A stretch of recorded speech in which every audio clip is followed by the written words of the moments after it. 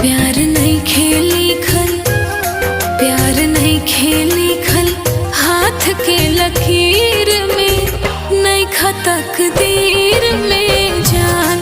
प्यार नहीं खेली खल, हाथ के लकीर में नहीं खा तकदीर में जान।